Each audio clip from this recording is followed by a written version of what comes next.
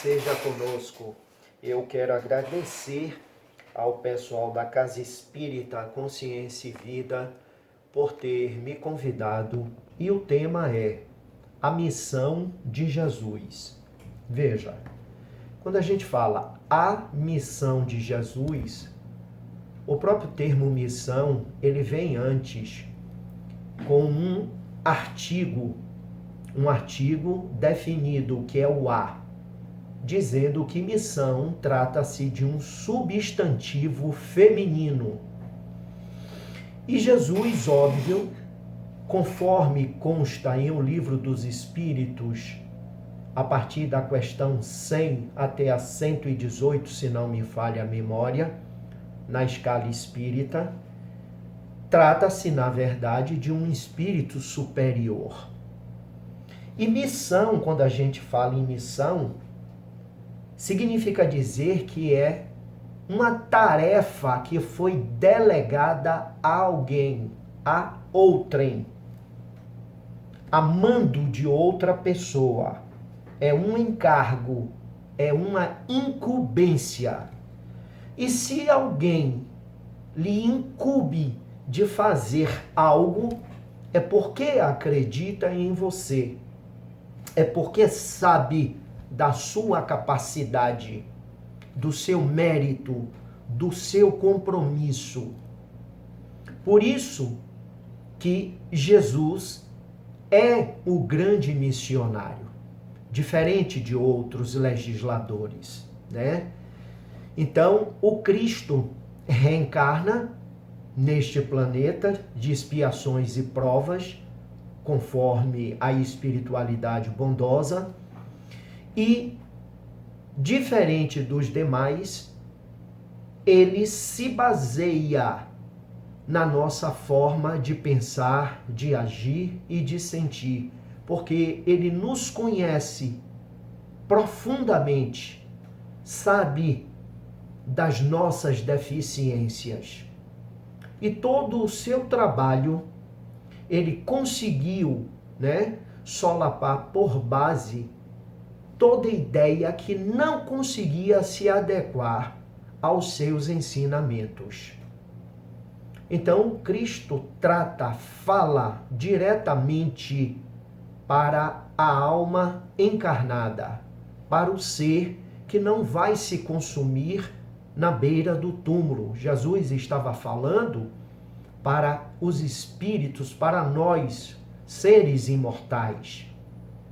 Porque, inclusive, à época, os fariseus, os saduceus, os essênios, os publicanos, eles não tinham uma ideia correta da vida futura, da vida após morte. Acreditavam em anjos, em demônios.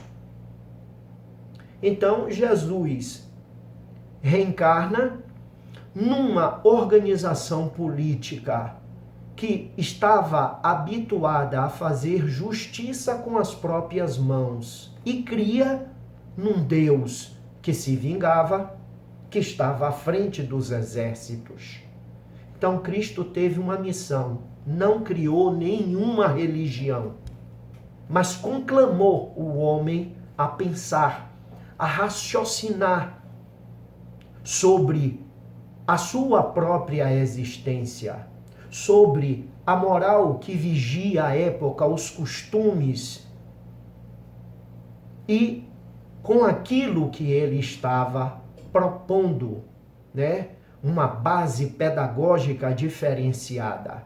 Reparem que, assim como Moisés, tudo estava centralizado na figura do Cristo. Então ele falava, e por conta do carisma, do magnetismo dele pessoal, da sua ascensão espiritual, Jesus se debruçava sobre os nossos problemas e construía as parábolas. Vejam a grandiosidade das parábolas. Você tinha uma lei que era a lei de talião, olho por olho, dente por dente.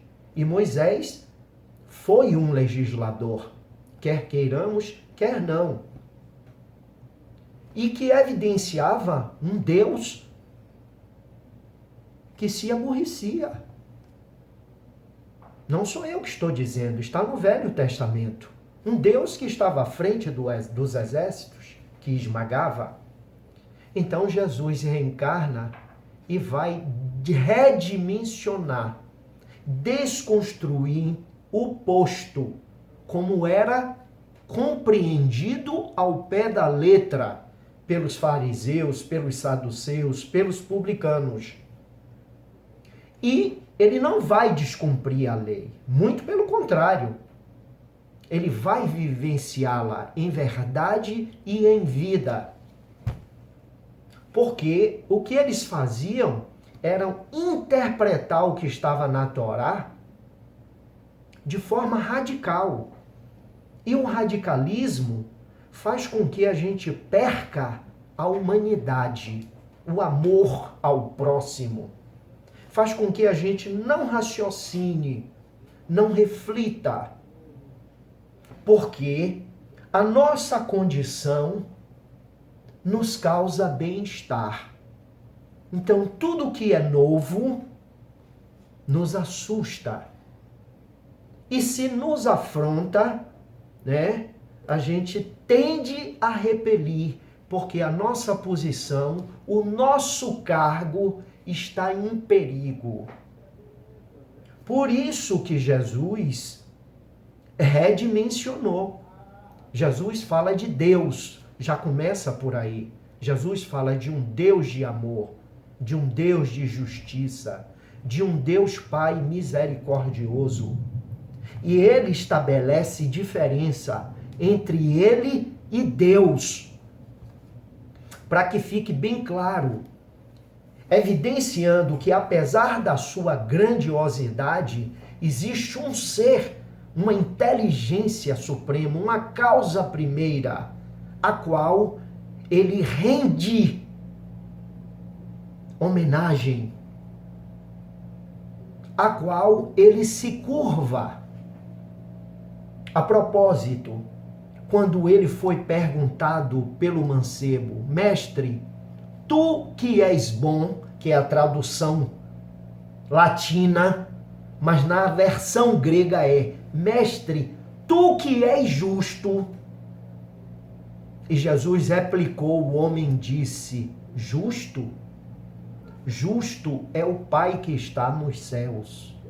Ou seja, justo só tem um, que é Deus, que é onisciente, onipresente, onipotente, soberanamente justo e bom, e que dá aos seus filhos o cobertor conforme o frio. Então ele já redimensiona o conceito desse Deus Pai, desse Deus de amor, desse Deus que não é vingativo. E diz, conforme a lei, o que é que está escrito na lei? Ama a Deus sobre todas as coisas. O que não fazemos até hoje? Invertemos os valores. Amamos mais as coisas do que a Deus. Por isso que na época dele, bem assim na atualidade, nós ficamos presos aos bens materiais. Nós tratamos o nosso semelhante como objeto, como coisa, como réis. Então Cristo diz, ame a Deus sobre todas as coisas, mas tem algo. Ama teu próximo como a ti mesmo. Faça a teu próximo aquilo que você gostaria que fosse feito a você. Então, o trabalho dele é falar justamente da importância do amor, da prática da caridade, da vida pós-morte, da comunicabilidade dos espíritos, que era algo natural à época, e tratando da vida futura, porque sem a vida futura, o que eu estou fazendo neste momento não faz sentido. Então ele foi e continua sendo esse espírito superior, missionário, que reencarnou justamente para mostrar à humanidade um caminho que já vinha sendo oferecido por outros pensadores, por outros profetas. Então ele redimensiona, ele traz à tona algo com muito mais impacto. E por isso ele cria um problema entre as seitas existentes na época e aqueles que ocupavam o poder temporal, que eram os representantes do próprio povo. Todo o trabalho de Jesus, todo o seu ensinamento é de caráter atemporal. Por isso que a realeza dele se destacava, estava acima dos donos do falso poder.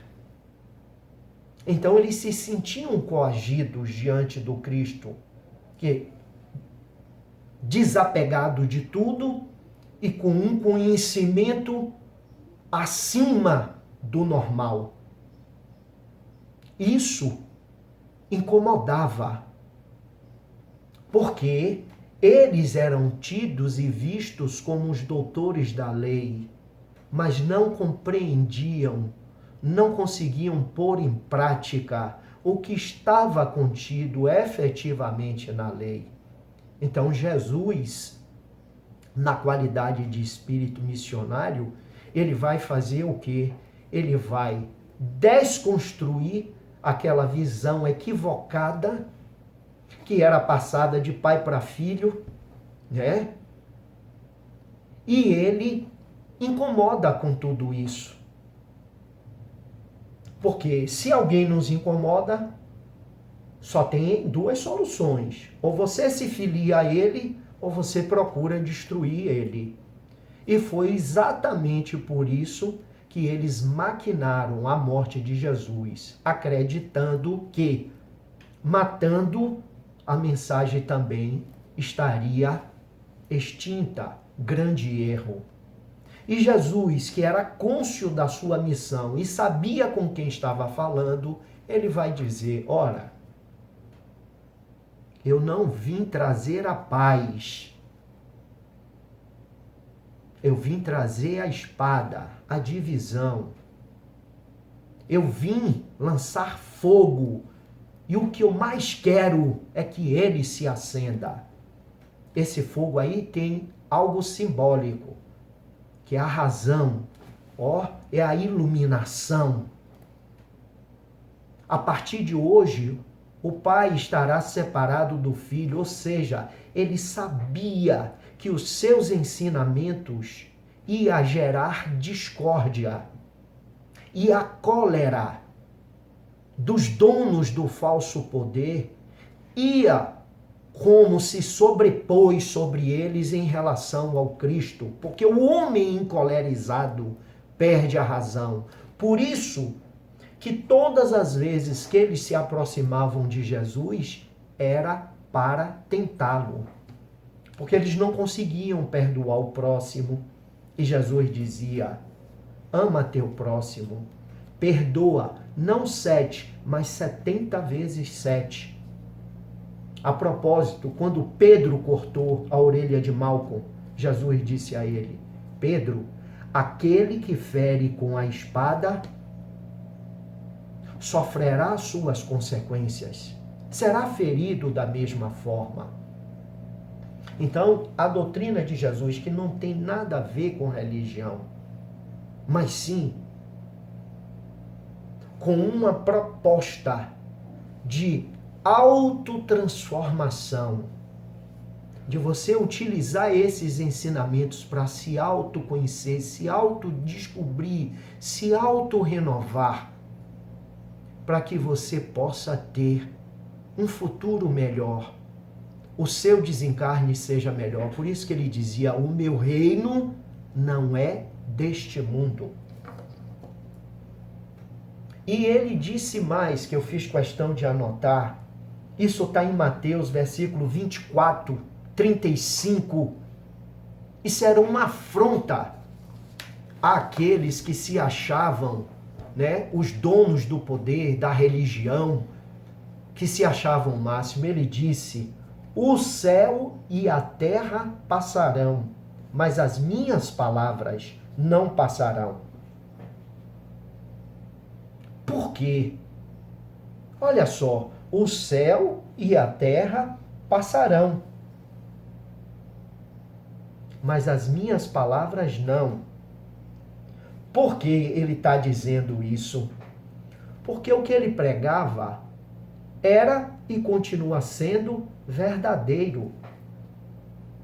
Por isso que ele dizia, toda pedra que não for assentada com base na verdade, elas serão extinguidas. Então, o que não passará na verdade são os seus ensinamentos, que são eternos, de caráter atemporal, que põe o homem diante da sua própria consciência para se analisar, e que não é nada fácil você chegar e olhar para você mesmo e dizer, porque nós não dizemos, eu não digo, eu prefiro o verbo estar, eu prefiro o verbo nesse tempo estar. Eu estou, eu não sou. Porque nada é eterno, tudo é passageiro, é transitório, ele nos ensinou isso. Por isso que não devemos nos apegar às coisas, devemos administrá-las, geri-las, mas não devemos nos apegar, porque não somos proprietários de nada.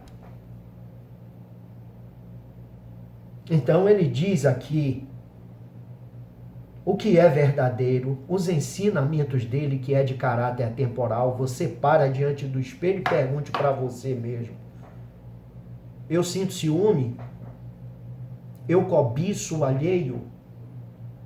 Eu sinto um certo prazer quando eu ouço dizer que alguém caiu do cavalo? Ou seja, se deu mal? Eu tenho inveja? Então, todo o trabalho de Jesus foi justamente para que a gente se conhecesse e praticasse a caridade, que é diferente de praticar o bem. Praticar o bem é uma coisa, fazer a caridade é outra. E ele deixa isso claro, porque fazer o bem, ele faz uma crítica. Ele diz que mérito tem em você ajudar aquele que te ajuda. Porque senão a sua justiça não vai ser, a sua justiça não vai ser maior do que a dos fariseus, do que a dos publicanos. Porque você está ajudando, visando a sua própria condição. Você está estendendo a mão aos seus que fazem parte do seu ciclo, porque você espera um retorno. Então, fazer o bem, a gente faz quando dá alguma coisa, mas ele conclama a prática da caridade. É ele que desde daquela época já redimensiona. A propósito, quando ele está sentado à beira do gasofilácio, observando como as pessoas davam, como as pessoas jogavam, doavam, e apareceu a viúva, e ela retirou daquilo que ia lhe faltar, mas ela deu de forma espontânea, sem querer nada em troca.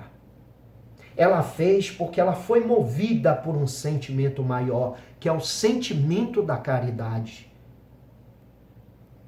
que é a força que o ato lhe proporciona. É algo que brota de dentro para fora. Ela não foi obrigada a fazer. Ninguém disse a ela que ela fizesse. Ela fez de livre e espontânea vontade. E ele disse aos discípulos, Na verdade vos digo que essa mulher deu mais do que qualquer um.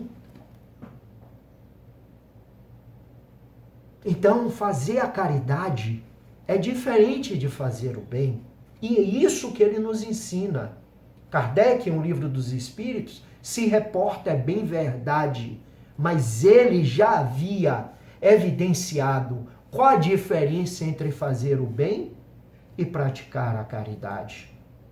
Então, o trabalho de Jesus é um trabalho extremamente renovador, que conclama a humanidade à própria libertação, para que a gente possa viver em paz, em harmonia, de forma solidária. Ele visa com tudo isso o resgate da própria criatura, solapando por base os preconceitos. Olha a missão grandiosa dele, quando ele diz: ai daquele que se dirigia aos seus irmãos falando raca, que era um termo utilizado na época pelos fariseus para denegrir o seu semelhante, que é o preconceito, é a forma desumana, desleal que nós tratamos o nosso semelhante. Por isso que até hoje nós ficamos nessa parafernália, defende um ponto de vista, o outro defende outro sobre a questão do racismo, que é o preconceito. Só existe uma raça, que é a raça humana. Então, por falta de amor, por falta de compreensão, nós criamos processos seletivos marginalizadores. Jesus vem solapar por base toda essa construção, que é uma construção cultural, que se perpetua na vida do espírito, porque ele estava a falar para a alma imortal, para o ser palingenésico. Então, você pode trazer, que é o inato de outras existências, suas ideias preconceituosas, que se exteriorizam quando encontram um gatilho, que é na sua primeira célula máter, ou depois na própria convivência, e isso vem à tona, ou pode ser adquirido fruto de uma educação seletiva, marginalizadora, pautada numa ideologia que tende a elevar uma raça e desagregar a vida da outra. Então, ele tem realmente uma missão. E isso fica claro também no Evangelho segundo o Espiritismo, no capítulo 1, onde tem aqui: eu não vim destruir a lei. E é verdade. Então, Kardec, é Mestre Kardec quem está se pronunciando aqui. Mestre Kardec diz: mas o papel de Jesus não foi simplesmente o de um legislador moralista, sem outra autoridade que a sua palavra. Ele veio cumprir as profecias que haviam anunciado sua vinda. Porque ele já dizia, que já se falava antes. Ele veio cumprir. Porque os profetas já falavam que haveria de reencarnar um espírito que ia trazer, que ia propor a libertação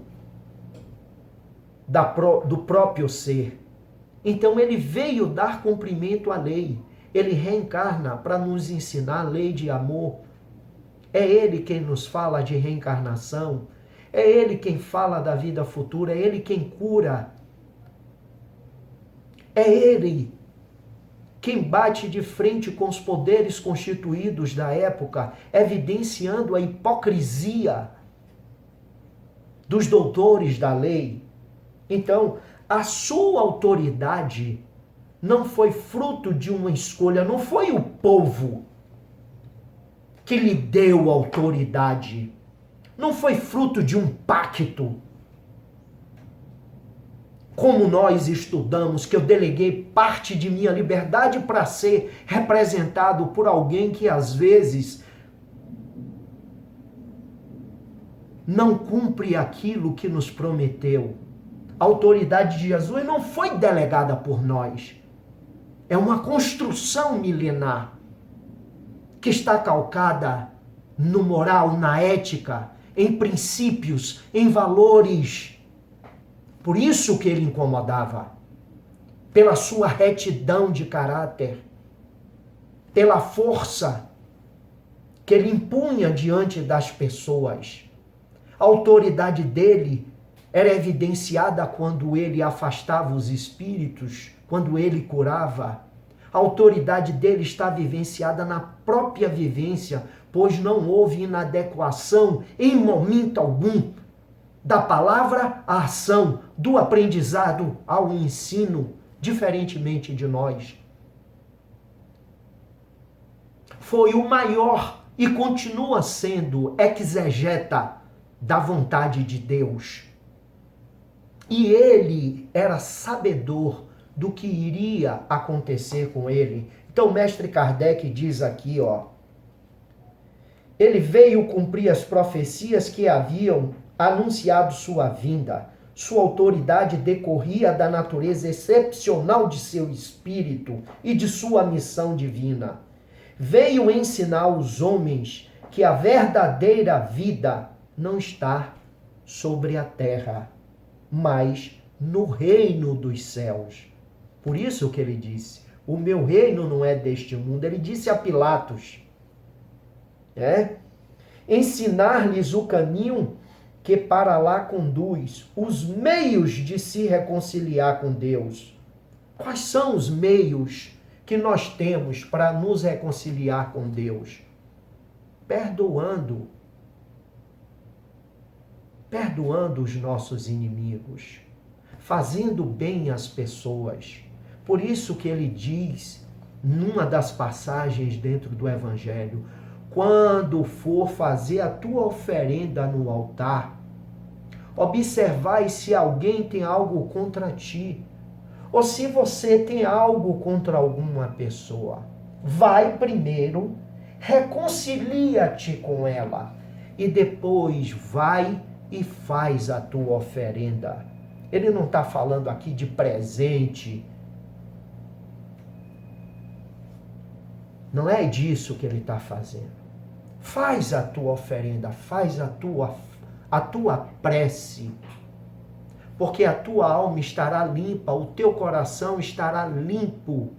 É um coração que não tem mágoa, não guarda rancor, não tem ódio contra o seu semelhante. Então faça a tua oferenda, porque estás devidamente vestido com a núpcia, com a túnica nupcial, melhor dizendo. Então nós temos que atentar para isso, e mestre Kardec vai ainda. E os prevenir sobre a marcha das coisas futuras para o cumprimento dos destinos humanos. Mas ele não pôde dizer também tudo, porque os espíritos encarnados, naquele momento, não estavam aptos para entender a profundidade do pensamento, inclusive filosófico, de Jesus. Então, ele, na qualidade também de profeta, porque ele disse, e eu vos enviarei o Consolador. Se guardais os meus mandamentos, se me amais, eu vou orar ao Pai para que ele possa lhes enviar o Consolador prometido, que para nós é a doutrina espírita. E por extensão, podemos dizer que todas aquelas que trabalham com o escopo de libertar almas, de conduzi-las pelo bom caminho, está sendo, de qualquer forma, mais um instrumento de luz, de consolação, de iluminação. Nós espíritas não nos arvoramos a dizer que somos donos da verdade, não.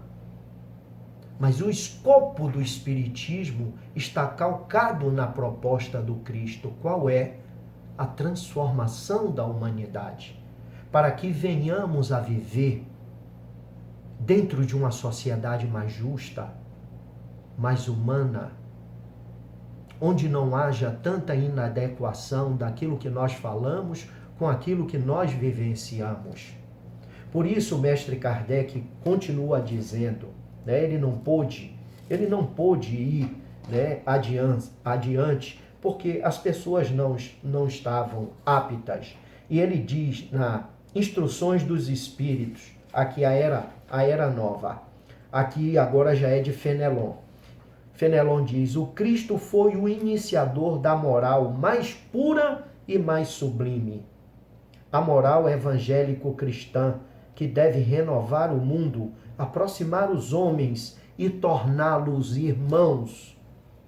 Porque a gente vive num mundo muito competitivo, individualista, onde as nações sobrepujam outras nações, onde o velho adágio popular continua a prevalecer: farinha pouca, meu pirão primeiro. Então a gente não consegue compartilhar, ser solidário. Se alguém está a nos afrontar, se alguém está a nos incomodar, a gente vai procurar um meio de desqualificar aquela pessoa por conta do falso poder, a ganância, a usura, a mentira, a falta de pudor. E depois sofreremos as consequências, como diz Emmanuel, como Emmanuel disse a Chico. Chico, a colheita, a semeadura é livre, mas a colheita, querido, é obrigatória. Então, se você faz, você vai ser mais cedo ou menos cedo, né? Você terá, melhor dizendo, o retorno daquilo que você fez, porque você é responsável pelo que você faz. Meus pais não poderão responder por aquilo que eu faço. Meus pais não poderão ser incriminados por algo de errado que eu fiz. Cada um é responsável por aquilo que faz. Então, os espíritos estão dizendo aqui, ó, a caridade e o amor ao próximo e criar entre todos os homens uma solidariedade comum, de uma moral, enfim, que deve transformar a terra e dela fazer uma morada para os espíritos superiores, aqueles que a habitam hoje. Isso faz progresso. Veja, Jesus veio justamente para ensinar a caridade e ao amor ao próximo. Vamos trazer para a realidade. Será que somos caridosos com o nosso próximo? Será que amamos realmente o nosso próximo? Então, cada um se questione, cada um se enxergue. Por isso que ele não foi muito bem compreendido, mas pelos doutores da lei, sim, entenderam perfeitamente. Então, a doutrina dele, que não foi religião, os ensinamentos dele, alcançou como continua alcançando, desde o pobre ao rico, porque nós reencarnamos em certa condição para aprendermos a grande lição de vida, porque Deus não vai se submeter ao capricho de nenhum de nós. Por isso que ele disse a Pilatos, né, quando ele estava diante de Pilatos, isso está em João, capítulo 18, versículo 33, 36 e 37. Pilatos, tornando a entrar no palácio e tendo feito Jesus vir até a pessoa dele, porque, diga-se de passagem, Pilatos não era bem visto nem pelos judeus e nem pelos romanos, e foi um covarde. Apareceu uma única vez na vida do Cristo e ganhou notoriedade, fez história. E ele perguntou: sois o rei dos judeus? Jesus lhe respondeu: meu reino não é deste mundo. O teu é deste mundo, porque foste escolhidos e tem autoridade conforme a necessidade dos teus, que é o mundo do toma lá, dá cá, a lei de Gerson, leve vantagem, do nepotismo. Esse é o mundo que nós vivemos. Então Jesus diz assim a ele: se meu reino fosse deste mundo, os meus teriam combatido para me impedir de cair nas mãos dos judeus. Mas meu reino não é aqui. Pilatos então disse-lhe: sois, pois, rei? Jesus lhe replicou, porque Jesus não respondia, devolvia a pergunta, evidenciando uma inteligência acima do normal. Jesus disse: vós o dissestes. Eu sou rei. Eu não nasci e nem vim a este mundo senão para testemunhar a verdade. Qualquer que pertença à verdade, escuta a minha voz. Como Pilatos não era da verdade, mas estava vinculado à politicagem suja, mesquinha, ele não podia ouvir e nem ver o que estava diante dele. Por isso que Jesus disse: os que têm olhos de ver, vejam, e os que têm ouvidos de ouvir, ouçam. Aí está. Jesus faz uma afronta aos poderes constituídos e fala que existe um reino, mas este reino não é este reino que nós construímos de caráter temporal, onde as leis constantemente elas são mudadas ou conforme a necessidade do progresso ou conforme as nossas necessidades para abrandar fulano, beltrano ou cicrano. Aqui nós podemos comprar, aqui nós podemos trapacear, mas para realmente galgarmos o reino de Deus, nós temos que ter a alma pura, limpa, o coração limpo. Porque o reino de Deus é dos mansos, é dos pacíficos, daqueles que querem justiça, e não daqueles que fazem a justiça com as próprias mãos. Então, sem a vida futura, que Jesus está falando de Pilatos, de um reino, de uma outra vida. Então, acreditar na imortalidade da alma nos dá forças para construir o nosso destino, o nosso futuro em bases sólidas. E aí os espíritos se manifestam, mestre Kardec. Sem a vida futura, com efeito, a maior parte dos seus preceitos de moral não teria nenhuma razão de ser. Por isso, aqueles que não creem na vida futura, imaginando que ele não falava senão da vida presente, não os compreendem ou os acham pueris. Então, meus nobres, meus caros amigos, se a gente não acreditar na vida futura, nós não vamos entender Jesus.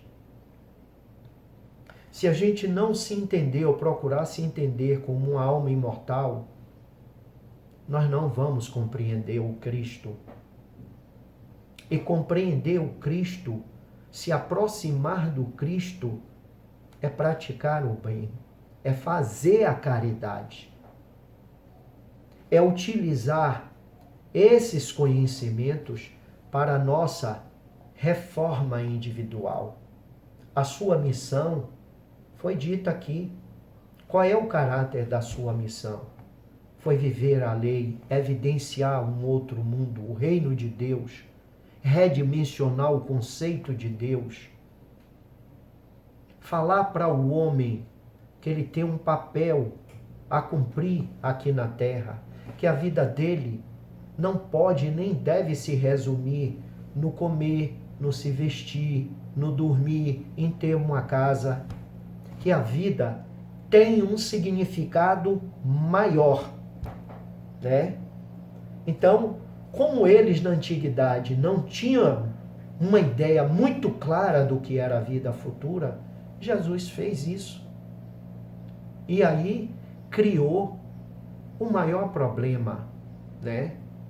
Entre os doutores da lei, que diziam amar o próximo, que se diziam representantes de Deus, mas na verdade estavam muito preocupados com o seu próprio dia a dia, né? E o próximo muito distante. Então, o trabalho dele está aqui, meu amigo. Que nós estamos até hoje voltamos a falar dele. E eu volto a citar Kardec. Jesus veio cumprir as profecias que haviam anunciado sua vinda. Sua autoridade decorria da natureza excepcional de seu espírito e de sua missão divina. Veio ensinar os homens que a verdadeira vida não é extra sobre a terra, mas no reino dos céus. Ensinar-lhes o caminho que para lá conduz. Bom, ele próprio disse: eu sou o caminho, a verdade e a vida. Não há outro caminho. Eu sou o caminho, a verdade e a vida. E ninguém, ou seja, nenhuma pessoa vai ao Pai senão por meio desses ensinamentos. Muita paz ao pessoal aí da Casa Espírita Consciência e Vida. Para vocês que estarão me ouvindo, um forte abraço, um Feliz Natal com Cristo e que o ano de 2021 seja um ano mais probo, mais justo, onde a corrupção não continue a imperar no nosso país, no nosso Brasil, que nós tanto amamos, que o sentimento de impunidade seja varrido deste país e o que os nossos gestores possam botar a cabeça no travesseiro e dormir em paz, pensando nesses ensinamentos e no próprio trabalho que cada um exerce em benefício de si próprio, dos seus e do seu semelhante. Muita paz a todos. Muito obrigado. Feliz Natal e um próspero ano novo.